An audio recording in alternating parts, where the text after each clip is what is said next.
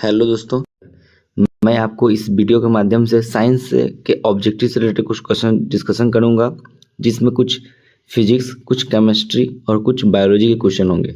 ये तमाम question PYQ है या किसी भी एग्जाम में पूछा गया हुआ है, जो BPSC, AEDO, BPSC, TRE teacher के एग्जाम या BSSC बिहार पुलिस और बिहार दरोगा के एग्जाम में काम आएगा। ठीक है, तो डिस्कशन करते हैं क्वेश्चन का। जैसे पहला क्वेश्चन इसमें लिखा हुआ है कोहरे। ठीक है, यानी कोहरे में निम्नलिखित में कौन सा कोलाइडी तंत्र अभिव्यक्त होता है। याद रखेंगे कोलाइडल क्या होता है। देखो, जब मिक्सचर बनाते हैं ना, तो 3 तरह का मिक्सचर होता है, यानी मिश्रण। एक होता है ट्रू सॉल्यूशन, एक होता है कोलाइडल और एक होता है सस्पेंशन। ठीक है, तो कोलाइडल वैसे सॉल्यूशन को बोलते हैं जिसमें पार्टिकल का साइज जो होता है ना 1 नैनोमीटर से लेकर 100 नैनोमीटर के बीच में होता है। याद रखेंगे पार्टिकल का साइज क्या होता है, 1 नैनोमीटर से लेकर 100 नैनोमीटर के बीच में होता है, उसे हम लोग क्या बोलते हैं, कोलाइडल सॉल्यूशन बोलते हैं। ठीक है, तो इसमें पूछ रहा है कोहरा, जैसे मिल्क एग्जाम्पल है, ब्लड एग्जाम्पल है, कोलाइडल का एग्जाम्पल है। ठीक है, वैसे कोहरा की बात करें तो कोहरा क्या होता है, तो देखिए कोलाइडल सॉल्यूशन में ऑलरेडी पहले आपके एटमॉस्फेयर में एयर है, एयर यानी क्या प्रेजेंट है, गैस। और जैसे ही ठंडा का समय आता है तो कोहरा होने लगता है, यानी पानी जो होता है ना लिक्विड, वो उसमें क्या होता है, जमा हो जाता है। यानी पानी पहले वेपर के फॉर्म में होता है, बाद में वो द्रव्य फॉर्म बन जाता है, यानी बोल सकते हैं गैस में द्रव। देखिए आपके वायुमंडल में पहले से गैस है और उसी गैस में कहीं ना कहीं पानी भी प्रेजेंट है, लेकिन क्या होता है, वो जो पानी है ना, जो गैस फॉर्म में था, ठंडा होने पर वो क्या होता है, द्रव्य बन जाता है और वही डिस्पर्ट जो जाता है, मतलब मिल जाता है। यानी बोल सकते हैं हम लोग क्या है, गैस में द्रव्य, यानी बोल सकते हैं लिक्विड इन द गैस। तो इसका आंसर क्या हो जाएगा, ये ए। ठीक है, इसका आंसर क्या हो जाएगा, ए। चलते हैं नेक्स्ट क्वेश्चन पे। एक मैचिंग का क्वेश्चन है, अच्छा क्वेश्चन है। देखिए क्या है, सूचीवन सूची यानी लक्षण दिया गया हो, जैसे पंखहीन कीट, मतलब ऐसा कीट जिसमें पंख नहीं है। उड़ान रहित पक्षी, वैसा पक्षी जिसमें उड़ नहीं सकता है। अपाद सरीसृप, वैसा सरीप जिसमें पैर नहीं है, पाद मीन्स पैर और मतलब नहीं। फुफ्फुसहीन प्राणी, वैसा प्राणी जिसमें लंग्स नहीं है, लंग्स मीन्स होगा फेफड़ा नहीं है, उसे फुफ्फुस कहेंगे। तो देखते हैं इसका मैचिंग करके। तो यहाँ पर क्वेश्चन पूछा हुआ है उड़ान, पहले आप जिसको जानते हैं उसको पहले मैच कीजिए। आप जानते हैं उड़ान रहित पक्षी, यानी कीवी जो है ना, ये उड़ नहीं सकता है, यानी बी का 1 होगा। ठीक है, और आपको पता है अपाद सरीसृप, सांप किसका एग्जाम्पल होता है, सर्प। सरीसृप का एग्जाम्पल होता है जिसमें पैर नहीं होता है, वो रेंग कर चलता है, सरीसृप रेप्टाइल है, ये मैच कर गया। अब देखिए इसमें फुफ्फुसहीन प्राणी, वैसा प्राणी जिसमें क्या है, लंग्स नहीं है, फेफड़ा नहीं है। मछली में फेफड़ा नहीं होता है, तो बच गया एक पंखहीन कीट, वैसा कीट जो पंखहीन है, जिसे पंख नहीं है, तो वो है रजत मीनाभ। ये रजत मीनाभ का मतलब होता है सिल्वर फिश। रजत मीन सिल्वर और मीनाभ मतलब मछली, यानी सिल्वर फिश। इसमें एक एक्स्ट्रा दिया हुआ, 3 किसी का नहीं होगा, तो मैच कर लीजिएगा। एक है रजत मीनाभ, मतलब पंखहीन कीट कौन होगा, रजत मीनाभ होगा। उड़ान रहित पक्षी कौन होगा, कीवी होगा। अपाद सरीसृप कौन होगा, सांप होगा। और फुफ्फुसहीन प्राणी कौन होगा, मत्स्य होगा। ठीक है, तो मैच कर लीजिएगा, यहाँ देख लीजिएगा। चलते नेक्स्ट, ये है कार्बन डेटिंग, शायद काष्ठ, अस्थि और शंख के पुरातत्व के नमूनों का काल निर्धारण करने के लिए निम्नलिखित में किसका प्रयोग किया जाता है। किसी भी चीज़ का काल निर्धारण करते हैं जिसमें लिविंग थिंग्स होता है, उस लिविंग जो कार्बन से बना होता है, ऑर्गेनिक होता है यानी कार्बनिक होता है, उसका हम लोग टाइम डिसाइड करने के लिए कार्बन 14 का यूज करते हैं, जिसमें कार्बन डेटिंग प्रोसेस होता है। ठीक है, कार्बन डेटिंग यानी कार्बन 14 का यूज करके बताते हैं। कार्बन 14 कार्बन का आइसोटोप्स है, आइसोटोप मतलब समस्थानिक होता है। कार्बन के पास 12, 13, 14 3 आइसोटोप्स है कार्बन के पास, 12, 13, 14। ठीक है, याद रखेंगे। चलिए नेक्स्ट, ये BPSC पूछा हुआ क्वेश्चन भी है। लिखा हुआ है कि इसमें बुलेट प्रूफ जैकेट बनाने के लिए हम लोग किसका उपयोग करते हैं, केवलर का उपयोग करते हैं। केवलर एक तरह का रेशा होता है, बहुत ही मजबूत होता है। ठीक है, बुलेट प्रूफ जैकेट बनाने के लिए केवलर का उपयोग किया जाता है। कौन सा फाइबर का उपयोग किया जाता है, तो केवलर एक फाइबर का है, उसका उपयोग किया जाता है। तो केवलर आंसर हो जाएगा, याद रखेंगे, BPSC पूछा हुआ है। चलिए नेक्स्ट क्वेश्चन पर, यहाँ देखिए आप जानते होंगे हमारे शरीर में त्वचा तल के नीचे विद्यमान वसा निम्नलिखित में से किसके विरुद्ध अवरोधक का काम करता है। आपको पता है आपके बॉडी के ऊपर जो त्वचा स्किन है ना, उसके नीचे वसा जमा होता है। ये वसा क्या काम करता है, ये तो वसा मतलब इमरजेंसी टाइम में आपको एनर्जी देगा, सबसे पहला चीज़। लेकिन इसका अवरोधक के बारे में पूछा हुआ है, किसके विरुद्ध अवरोध का काम करते हैं, टेम्परेचर उष्मा के विरुद्ध। आपके बॉडी का हीट जल्दी बाहर नहीं जाएगा। आपका सुनते हैं ना कि 38 डिग्री सेल्सियस हम लोग का टेम्परेचर होता है, ये 96 पॉइंट समथिंग क्या होता है, 7 फ़ारेनहाइट में होता है बॉडी टेम्परेचर। नहीं, ह्यूमन बॉडी का टेम्परेचर सामान्यतः मेंटेन होता है जब फीवर ना लगाओ तब। तो ये क्या होता है, आपके बॉडी पर जो वसा है, फैट है, ठीक है, त्वचा के नीचे जो विद्यमान फैट है वो जमा होता है ना, तो उष्मा के और के विरुद्ध, यानी ऑप्शन नंबर इसका क्या हो जाएगा, ए हो जाएगा। यानी हीट बॉडी का हीट है ना उसको मेंटेन करके रखता है। ठीक है, चलिए नेक्स्ट क्वेश्चन में चलते हैं। और ये रहा एक डिजीज से रिलेटेड है जो अनुवांशिक है। ठीक है, देखिए क्या है, हीमोफीलिया एक अनुवांशिक रोग है। अनुवांशिक रोग का मतलब होता है जो एक पीढ़ी से दूसरे पीढ़ी में स्थानांतरित होता है, ट्रांसफर होता है, उसको बोलते हैं अनुवांशिक रोग बोलते हैं, जिसका वहन है। याद रखेंगे कि अनुवांशिक रोग जो हीमोफीलिया है उसमें ब्लड क्लोटिंग नहीं होता है, ब्लड जमता नहीं है। इसका वहन जो करती है मतलब कैरी जो करती है, कैरी करने वाली महिला होती है, और इससे इफेक्ट कौन होता है, तो पुरुष से इफेक्ट होता है। तो इसलिए देख लीजिए, जिसका वहन, ये तो होगा नहीं, ये तो होगा नहीं, यानी पुरुष करते नहीं है, पुरुष करते नहीं है, तो नहीं हो जाएगा। ऑप्शन ए में स्त्री करती है, ऑप्शन बी में भी स्त्री करती है, लेकिन देखो प्रकट स्त्रियों में था नहीं, लक्षण दिखता है ए में है, मतलब पुरुष में दिखता है, यानी ऑप्शन कौन सा सही है, बी है। यानी कोई हीमोफीलिया एक अनुवांशिक रोग है जिसका वहन स्त्री करती है और यह प्रकट पुरुषों में होता है। यह लक्षण किस में दिखाई देता है, पुरुषों में। और हीमोफीलिया में क्या होता है, उसके बॉडीज में अगर कट लग गया तो ब्लड जो निकलेगा तो वो क्लोटिंग नहीं होगा, ब्लड जमता जल्दी नहीं है। चलिए क्वेश्चन नेक्स्ट। साबुन के पतले झाग में चमकदार रंग हो, आप देखेंगे फिल्म, थिन फिल्म बोलते हैं इसे, पतला फिल्म। फिल्म मतलब होता है चमकता रहता है ना, फिल्म चमकता रहता है। आप देखेंगे पानी पर तेल गिरता है चमकने लगता है, ये होता है इंटरफ्रेंस ऑफ लाइट के कारण। इंटरफ्रेंस ऑफ लाइट को यानी व्यतीतकरण के कारण होता है, और यहाँ भी व्यतीतकरण है, दो ऑप्शन मिल गया। तो यार ये व्यतीतकरण के कारण होता है, तो यहाँ भी व्यतीतकरण, यहाँ भी व्यतीतकरण, ध्रुवन कारण नहीं होता है, तो मल्टीपल रिफ्लेक्शन, बहुलित परावर्तन, यानी ये ले सकते हैं। यानी ऑप्शन नंबर क्या हो जाएगा, ए हो जाएगा। साबुन के पतले झाग में चमकदार रंगों का बनना किस परिघटना का परिणाम है, तो आप याद रखेंगे, एक याद रखो व्यतीतकरण, इंटरफ्रेंस ऑफ द लाइट, क्या हो जाएगा, इंटरफ्रेंस ऑफ द लाइट, ये याद रखो। ऑप्शन के हिसाब से ये ए सही है। चलिए यहाँ देखिए नेक्स्ट। सामान्यतः स्त्रियों यानी फीमेल, लड़की, बच्चा, स्त्रियों की आवाज का तारत्व, देखिए तारत्व, ये आवाज कितना पतला और मोटा होगा इसको डिसाइड करना तारत्व होता है। तारत्व को ही हम लोग इंग्लिश में क्या कहते हैं, पिच कहते हैं। तो याद रखें, गर्ल्स का पिच यानी महिला का पिच हाई होता है, इसका मतलब तारत्व हाई होता है। तारत्व हाई इसलिए होता है कि फ्रीक्वेंसी, आवृत्ति हाई होता है, और जिसका फ्रीक्वेंसी ज़्यादा होगा उसका पिच ज़्यादा होगा, मतलब तारत्व ज़्यादा होगा, और वो आवाज़ क्या होगा, पतला होगा। तो पुरुषों की तुलना में क्या होता है, पतला होता है, पुरुषों की तुलना में अधिक होता है नहीं, तारत्व अधिक नहीं होता है। पुरुषों की तुलना में मामूली कम होता है, ये बात सही है। पुरुषों की तुलना में बहुत कम होता है, और उतना ही जितना पुरुष में होता है, ये गलत है। तो पुरुषों की तुलना में बहुत कम होता है, बहुत ही कम तो नहीं होता है कि आवाज़ पतला एकदम, मतलब मामूली कम होता है, मतलब लेस देन होता है। तो आप आंसर याद रखें, इसका आंसर क्या हो जाएगा, बी हो जाएगा। याद रखें, जिसका फ्रीक्वेंसी, आवृत्ति ज़्यादा, उसका पिच भी ज़्यादा, और जिसका पिच ज़्यादा उसका आवाज़ सुरीली होगा, तारत्व ज़्यादा होगा, पतला आवाज़ होगा, जो बच्चे, महिला और बच्चियों में होता है। ठीक है, नेक्स्ट देखिए आप यदि किसी प्राणी को कार्बोहाइड्रेट में भरपूर, देखो कार्बोहाइड्रेट यानी फैट, ये कार्ब्स की बात कर रहा है, कार्बोहाइड्रेट से भरपूर चीज़ें खाने को दी जाए, यानी ग्लूकोज जिससे बनता है, तब भी उसके रक्त में शर्करा, याद रखिए ग्लूकोज, शर्करा, ठीक है, शुगर का सांद्रण यानी अमाउंट स्थिर बने रहते हैं, फिक्स रहते हैं। इसका कारण क्या है, आपको पता है, कल के क्लास में भी बताया था, इससे पहले वाला ऑब्जेक्टिव क्वेश्चन में, कि अग्नाशय जो होता है ना, अग्नाशय यानी पैनक्रियाज जो होता है ना, उसमें बीटा सेल होता है। उस बीटा सेल से एक हार्मोन्स निकलता है, जिससे हम लोग क्या बोलते हैं, हार्मोन्स, आपको पता होगा, ये चीनी की बीमारी में आता है, इंसुलिन हार्मोन निकलता है, जो ब्लड में फैट यानी शर्करा की मात्रा को नियंत्रित करता है। तो वही ऑप्शन नंबर बी में दिख रहा है, आग्नाशय में हार्मोन ऐसी परिस्थिति उत्पन्न करता है। यानी कौन सा हार्मोन कोई पूछेगा तो बताना पड़ेगा आपको, बताइए कौन सा हार्मोन रहेगा, आग्नाशय का हार्मोन ऐसी परिस्थिति उत्पन्न करता है। ठीक है, इंसुलिन हार्मोन की बात कर रहे हैं। ठीक है, अग्नाशय में बीटा सेल से निकलता है, कौन सी कोशिका से निकलता है, तो बीटा कोशिका से निकलता है। अल्फा बीटा गामा 3 कोशिका होता है, तो बीटा कोशिका से होता है। अग्नाशय की बात कर रहे हैं, पैनक्रियाज की बात कर रहे हैं। एक देखिए क्वेश्चन मिला हुआ पहले से, देख लेते हैं इसका आंसर क्या है। यहाँ सूची मिला था, देखिए विटामिन है, एंजाइम है, हार्मोन है, प्रोटीन है। तो जिसको जानते पहले मिला लीजिए। देखिए पेप्सिन प्रोटीन को पचाने वाला एक विटामिन है, सॉरी एंजाइम है जो आपके स्टोमक में मिलता है।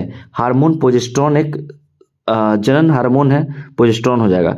प्रोटीन, देखिए केरेटिन एक प्रोटीन है, केरेटिन एक तरह का प्रोटीन जिससे आपका नाखून, बाल, ये सब बना होता है, केरेटिन। और कैरोटीन है, वर्ड समझना, यही दोनों तो फंसाएगा बच्चे को। एक वर्ड है कैरोटीन, ये विटामिन ए को हम लोग कैरोटीन कहते हैं, याद करो, कैरोट मींस गाजर। ठीक है, विटामिन ए कैरोटीन होता है। ठीक है, रेटिनॉल बनता है इसी से, रेटिनॉल कैरोटीन से ही बनता है, तो विटामिन ए होगा कैरोटीन, यानी विटामिन ए की बात कर रहा है कैरोटीन इसमें। और एंजाइम हो जाएगा पेप्सिन जो प्रोटीन को पाचन करता है। हार्मोन हो जाएगा प्रोजेस्टेरोन, ठीक है, जो क्या बोलते हैं, रिप्रोडक्टिव हार्मोन यानी है, ठीक है, सेक्स हार्मोन है। और प्रोटीन एक कैरेटीन, वर्ड अंदर यहाँ पर कैरोटीन है ऊपर में और नीचे में कैरेटीन है। तो इसका आंसर आप मिला लीजिएगा कौन सा होगा, मैच कर देते, ये ऐसा आंसर है, देख लीजिए। चलिए नेक्स्ट क्वेश्चन पे, जर्मन सिल्वर मिश्र धातु, याद रखें सबसे पहले क्वेश्चन, जर्मन सिल्वर में सिल्वर नहीं होता है, मतलब सिल्वर नाम होता है बट उसमें सिल्वर कंपोनेंट नहीं होता है। एक मिश्र धातु है, एलोय है, ठीक है, एलोय जैसे स्टेनलेस स्टील हो गया, ब्रॉन्ज हो गया, ब्रास हो गया, वैसे ही जर्मन सिल्वर हो गया, ठीक है। ये सब क्या है, मिश्र धातु है ना, एलोय है। में कौन कौन से उपस्थित अवयव होते हैं, यार जर्मन सिल्वर में सबसे पहले सिल्वर नहीं होता, सिल्वर नहीं, चांदी नहीं होता है, क्या होता है, कॉपर होता है, जिंक होता है, निकल होता है। ऑप्शन नंबर ए सही है, जर्मन सिल्वर में क्या क्या होता है, कॉपर, जिंक, निकेल होता है। चलिए एक दर्पण से क्वेश्चन देखते हैं फिजिक्स का। अवतल दर्पण द्वारा बनाया गया प्रतिबिंब, देखिए अवतल दर्पण जो होता है ना, ये होता है, कल भी फोटो बना के बताया था, ये अवतल दर्पण हुआ, यहाँ इसका फोकस हो गया, इसके आगे चलते हैं वक्रता केंद्र होता है, ठीक है। तो इसमें सभी प्रकार का वस्तु का इमेज बनता है, वो वास्तविक भी बनता है, काल्पनिक भी बनता है, सीधा भी बनता है, उल्टा भी बनता है, बराबर भी बनता है, बड़ा भी बनता है, छोटा भी बनता है। तो क्वेश्चन है बराबर कब बनेगा, देखिए क्या है, वास्तविक, उल्टा और वस्तु के आकार के बराबर कब बनेगा। याद रखें जब सेंटर ऑफ कर्वेचर पर हम किसी ऑब्जेक्ट को डालेंगे यानी वक्रता केंद्र पर, तो वक्रता केंद्र के नीचे ही वास्तविक, उल्टा और सेम साइज का बनेगा। अगर 5 फीट है ये भी कितना होगा, 5 फीट हो जाएगा। देख लीजिए ऑप्शन कौन है, वक्रता केंद्र से पड़े नहीं, फोकस पे नहीं, वक्रता केंद्र पर। देखिए वर्ड समझिए, यहाँ पड़े वर्ड है मतलब बियॉन्ड, यहाँ पर है मतलब एट, तो इसलिए आंसर क्या हो जाएगा, सी। वक्रता केंद्र पर जब आप किसी भी बॉडी को रखिएगा तो अवतल दर्पण यानी कॉनकेव मिरर के सामने वास्तविक, उल्टा और वस्तु के सेम साइज का बनेगा।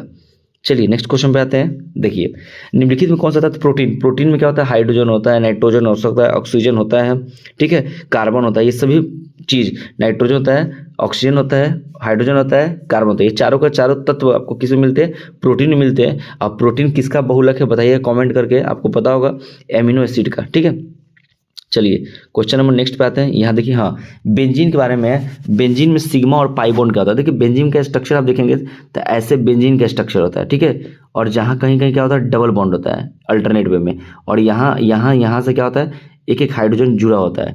तो जहाँ जहाँ सिंगल बॉन्ड है वो स्ट्रांग होता है, उसको बोलते हैं सिग्मा बॉन्ड, और जहाँ डबलिंग हुआ है, जहाँ पर डबल हो गया हुआ, वहाँ पर एक बॉन्ड है पाई, जो वीक बॉन्ड है, कमजोर है, तो 3 पाई बॉन्ड होंगे। तो देखिए बाद में पूछा पाई बॉन्ड, तो पाई बॉन्ड कितना हो जाएगा 3, और सिग्मा बॉन्ड कितना हो जाएगा 12। तो ऑप्शन देखना हमेशा कब 3,12 भी होगा और 12,3 भी होता है। अब देखो पहले सिग्मा पूछा हुआ है, सिग्मा ज़्यादा होता है, तो ऑप्शन क्या हो जाएगा, सॉरी ये नहीं है, यहाँ है, ऑप्शन नंबर क्या हो जाएगा, सी हो जाएगा। 12 सिग्मा बॉन्ड, सिग्मा बॉन्ड गिनने का तरीका क्या है, जहाँ जहाँ सिंगल साइन है ना, जहाँ जहाँ सिंगल है वहाँ गिन लीजिए। देखिए 1 2 3 4 5 6 7 8, सॉरी देखिए अब गिन लीजिए तो पता चलेगा 12 इसमें सिग्मा बॉन्ड था और 3 कितना था, पाई बॉन्ड था। याद रखेंगे सिग्मा बॉन्ड स्ट्रॉन्ग होता है, सिग्मा बॉन्ड क्या होता है, स्ट्रॉन्ग होता है, S for sigma, S for strong, और पाई बॉन्ड वीक होता है, कमजोर होता है, ठीक है। चलिए क्वेश्चन नेक्स्ट पे चलते हैं। देखिए यहाँ पर नेक्स्ट क्वेश्चन ये रहा, निम्नांकित हार्मोन में किसमें आयोडीन होता है। आप सुने होंगे एक थायराइड ग्लैंड के बारे में जो गर्दन में होता है, जिसका शेप क्या होता है, तितली के समान होता है, एच शेप में होता है, ऐसे शेप होगा उसका, या तितली के समान में। आप सब पूछता है कौन सा ऐसा ग्रंथि है जो इंग्लिश का कैपिटल लेटर एच के बराबर होता है, बोलेंगे थायराइड ग्रंथि। कहाँ मिलता है, नेक यानी गला में मिलता है, गर्दन में मिलता है। ये थायरोक्सिन नामक हार्मोन का सिक्रेशन करता है, और थायरोक्सिन नामक हार्मोन में क्या होता है, आयोडीन होता है। तो वही पूछ रहा है किस हार्मोन में आयोडीन होता है, आप बताएंगे थायरोक्सिन हार्मोन में आयोडीन होता है। कौन से ग्लैंड से निकलता है, थायराइड ग्लैंड से निकलता है। थायराइड ग्लैंड का शेप कैसा होता है, एच शेप का होता है, या आपसे पूछ सकता है तो बोल सकते हैं ऐसा शेप होता है, मतलब तितली के समान होता है, ठीक है। दोनों लेटर आता है तितली के समान या एच लेटर, थायरोक्सिन, ठीक है। ये घेगा रोग होता है यही आयोडीन की कमी से। चलिए देखिए ये भी क्वेश्चन अच्छा है, कॉन्सेप्चुअल क्वेश्चन है, मोल कॉन्सेप्ट का क्वेश्चन है। आप 9th क्लास में मोल कॉन्सेप्ट पढ़ाया जाता है और 11th में पढ़ाया जाता है। तो क्या है, 1 ग्राम कार्बन, कार्बन 1 ग्राम ले लिए, और x परमाणुओं की उपस्थिति, मतलब 1 ग्राम अगर कार्बन देंगे, मान लीजिए इतना 1 ग्राम कार्बन है, तो इसमें गिनेंगे परमाणु बैठकर तो x परमाणु मिलेगा कार्बन की, और 1 ग्राम मैग्नीशियम आपको देंगे, ठीक है। तो बताइए उसमें कितना क्या है, इसमें जो एक कटोरी ये रहा, एक कटोरी ये रहा, इस कटोरी में कार्बन है, इस कटोरी में मैग्नीशियम है, ठीक है, और दोनों क्या है, 1 ग्राम है, दोनों क्या है, 1 ग्राम है। तो क्वेश्चन पूछ रहा है बताइए अगर x, अगर इसमें संख्या पूछे, इसमें x है तो इसमें कितना संख्या होगा। तो पहले देखिए अब मोल निकालना पड़ता है। मोल निकालने के लिए क्या करना होता है, गिवन वेट मतलब जो मास दिया गया है उससे उसके परमाणु द्रव्यमान से भाग करते हैं। देखिए यहाँ पर इसका गिवन कितना है, कार्बन के लिए 1 ग्राम, और कार्बन का द्रव्यमान संख्या देखिए क्वेश्चन में दे दिया हुआ है कितना है, 12 है, यानी 1/12 ये मोल हो गया, और यही मोल किसके बराबर है, x के बराबर है। तो वैसे ही मैग्नीशियम के लिए करते हैं, दिया कितना है 1 ग्राम, इसका परमाणु संख्या परमाणु द्रव्यमान कितना है, यानी परमाणु द्रव्यमान कितना है मैग्नीशियम का 24 है। तो अभी कितने बराबर होता है, देखो ना यहाँ पे 1/12 है, यहाँ पे 1/24 है। 1/24 को कोई आदमी लिख सकता है 1/2 गुने 1/12, और 1/12 का ही मतलब क्या है, x है। 1/12 के मतलब यहाँ क्या है, x है। गिवन में देखो यहाँ पे दिख रहा है यहाँ पे, तो यहाँ क्या हो जाएगा 1/2 x, यानी x/2 आंसर हो जाएगा। तो देख लीजिए x/2 आंसर कहाँ है, यहाँ है। एक्चुअली ये एवोगाड्रो नंबर से रिलेटेड है, और एवोगाड्रो नंबर का मतलब होता है 6.022 इंटू 10⁻23। तो यही एवोगाड्रो की जगह पे x मान दिया, क्या मान दिया, x। ठीक है, चलिए अब आते हैं नेक्स्ट क्वेश्चन पे। हाँ, एक और क्वेश्चन है, अच्छा क्वेश्चन है। एक कोई तत्व है जिसका नाम जेड है का ऑक्साइड, ऑक्साइड आपको पता है ऑक्सीजन जो जहाँ मिलता है उसे क्या कहते हैं, ऑक्साइड कहते हैं। उसका फॉर्मूला दिया हुआ है ZO3। आपको पता है अगर मान लो कोई एक एलिमेंट A है, दूसरा एलिमेंट B है, इसकी वैलेंसी X है और इसकी वैलेंसी क्या है, Y है, तो दोनों को आप क्रॉस मल्टीप्लाई करके फॉर्मूला बनाते हैं AYBX। AY यहाँ चल जाएगा, BX चल जाएगा। ठीक है, और आपको पता होगा, तो पूछ रहा है जेड की संयोजकता क्या होगा। संयोजकता का मतलब क्या होता है, वैलेंसी क्या होगा। तो ऑक्सीजन की वैलेंसी आपको पता है, देखिए जेड यहाँ रहा, ऑक्सीजन यहाँ रहा, आपको पता है ऑक्सीजन की वैलेंसी 2 है। ठीक है, और इसका वैलेंसी आप मान लो x है, इसका वैलेंसी आप क्या मान लो x है। तो फॉर्मूला क्या लिखाएगा, आप देखिए फॉर्मूला क्या लिखाएगा, Z2OX। Z2OX लिखा है कि नहीं लिखा है। अब देखिए यहाँ पर O की जगह क्या है, 3 है, और यहाँ क्या दिया हुआ है, 1 दिया हुआ है। देखो यहाँ 1 दिया हुआ है, तो आप देखो Z2O यहाँ पर देखिए, एक्चुअली फिर से बताते हैं, यहाँ देखो ZO3 लिखा हुआ है। क्या लिखा हुआ है, जेड, एक मिनट इरेज करना चाहिए मुझे थोड़ा सा, एक मिनट मुझे समझ आएगा अच्छे से। हाँ देखिए, जैसे यहाँ पे लिखा हुआ है, क्या लिखा हुआ है यहाँ देखिए, ZO3 है, तो हमको 2 बनाना है, 2 से गुना करेंगे तो यहाँ भी उस 2 से गुना करेंगे तो 3 गुना क्या हो जाएगा, 6। अब कंपेयर कीजिए इसको जो बनाए थे पहले हम x मान के, और कंपेयर कीजिए, देखिए 2 की जगह 2, तो x की जगह क्या हो गया 6, यानी जेड का वैलेंसी जो होगा ना वो क्या होगा, 6 होगा। ठीक है, अब लिख के भी दिखाए थे लो, ये रहा जेड, ये रहा ऑक्सीजन। ऑक्सीजन का वैलेंसी क्या था 2, और इसका वैलेंसी क्या जाएगा 6, तो कटेगा 2 × 2 और 2 × 6, मतलब मिनिमम फॉर्म में लेते हैं, सिंपलेस्ट फॉर्म में लेते हैं। अब क्रॉस मल्टीप्लाई करते हैं, Z1O3, तो वैसे लिखा था Z1O3 लिखा हुआ था। चलिए नेक्स्ट क्वेश्चन पर चलते हैं। यहाँ देखिए, ये क्वेश्चन हम बहुत इससे पहले भी वीडियो में कराए हुए हैं, आप देखिएगा वीडियो नंबर 1, 2 में, ये तीसरे नंबर का वीडियो है। निम्न में से किसमें त्रिसहसंयोजक बंधन होता है, यानी ट्रिपल कोवैलेंट बॉन्ड होता है। आप याद रखेंगे नाइट्रोजन में ट्रिपल कोवैलेंट बॉन्ड होता है, नाइट्रोजन का जो मॉलिक्यूल होता है उसमें क्या होता है, ट्रिपल कोवैलेंट बॉन्ड होगा, यानी ये तो सही होगा। नीचे एसिटिलीन दिया हुआ है, एसिटिलीन का यूज कहाँ करता है बताइएगा, केमिस्ट्री क्वेश्चन है, पूछा हुआ BPSC। एसिटिलीन का उपयोग कहाँ करता है आप कॉमेंट कीजिएगा। लेकिन एसिटिलीन का मतलब होता है CH2 ट्रिपल बॉन्ड CH2, यानी मेथ एथ, यानी इथाइन जो होता है ना, इथाइन को ही हम लोग बोलते हैं एसिटिलीन। तो इथाइन मतलब क्या है, कार्बन कार्बन के बीच में कैसा बॉन्ड है, ट्रिपल बॉन्ड है, इसलिए आंसर क्या हो जाएगा, A और B दोनों, यानी आंसर नंबर क्या हो जाएगा इसका, C हो जाएगा। आई होप समझ गए होंगे। चलिए चलते हैं नेक्स्ट क्वेश्चन पे। देखिए, ऑक्सीजन के कितने ज्ञात समस्थानिक, समस्थानिक मतलब क्या होता है, आइसोटोप होता है। क्या होता है, आइसोटोप होता है। आइसोटोप किसे कहते हैं, जिसका परमाणु संख्या बराबर, एक ही तत्व के वैसे परमाणु जिसकी परमाणु संख्या बराबर बट परमाणु भार अलग अलग होते हैं, उसे बोलते हैं समस्थानिक बोलते हैं। जैसे देखिए, कार्बन का 3 समस्थानिक होता है, कार्बन कार्बन कार्बन, कार्बन का एटॉमिक नंबर 666, बट परमाणु द्रव्यमान 12 भी होता है, 13 भी होता है, 14 भी होता है। परमाणु संख्या मतलब भार संख्या, वेट, मास नंबर। तो देखिए क्या है, नीचे जो लिखा होता है वो परमाणु संख्या होता है। देखो यहाँ 6 है, यहाँ भी 6 है, यहाँ भी 6 है, और देखो तीनों कार्बन कार्बन का है, यानी एक ही तत्व को वैसे परमाणु जिसकी परमाणु संख्या बराबर होती है बट भार अलग अलग होता है, उसे बोलते हैं समस्थानिक, यानी आइसोटोप्स। तो वही ऑक्सीजन के बारे में पूछा हुआ है। तो ऑक्सीजन का अभी तक जो ज्ञात है ना वो 3 आइसोटोप है, ऑक्सीजन ऑक्सीजन ऑक्सीजन। ऑक्सीजन का एटॉमिक नंबर क्या होता है, hydrogen, helium, lithium, beryllium, boron, carbon, nitrogen, oxygen, 8 होता है। तो 8 8 8 क्या होता है, 14 15 16, क्या होता है यहाँ पर 14 15 16, यानी 3 समस्थानिक होते हैं, याद रखेंगे। ऑक्सीजन का अभी तक ज्ञात 3 आइसोटोप्स होते हैं। चलिए चलते हैं नेक्स्ट क्वेश्चन। यहाँ लिखा है नेक्स्ट क्वेश्चन, निम्नलिखित में कौन प्रतिजैविक औषधि है, प्रतिजैविक मतलब एंटीबायोटिक है। आपको पता होगा सबसे पहला एंटीबायोटिक कौन है, आप कमेंट करेंगे। यहाँ ऑप्शन क्या हो जाएगा, क्लोरामफेनिकोल, ये एक एंटीबायोटिक है। ठीक है, चलते हैं नेक्स्ट क्वेश्चन में। निम्नलिखित में कौन सी एक सदिश राशि है, सदिश और अदिश राशि जानते होंगे, वैसे राशि जिसमें क्या बोलता है ना, डायरेक्शन भी होता है और मैग्नीट्यूड भी होता है। ठीक है, परिणाम भी होता है और दिशा भी होता है, उसे बोलते हैं सदिश राशि। और जिसमें केवल परिणाम होता है, दिशा नहीं होता, उसे क्या बोलते हैं, अदिश राशि। जैसे कार्य हुआ, दाब हुआ, ऊर्जा हुआ, शक्ति हुआ, ये सब क्या है, अदिश राशि है। बट संवेग, संवेग को हम लोग बोलते हैं इम्पल्स। मास और वेलोसिटी यानी द्रव्यमान और वेग के गुणनफल को हम लोग क्या बोलते हैं, संवेग बोलते हैं। संवेग को डिनोट करते हैं पी से।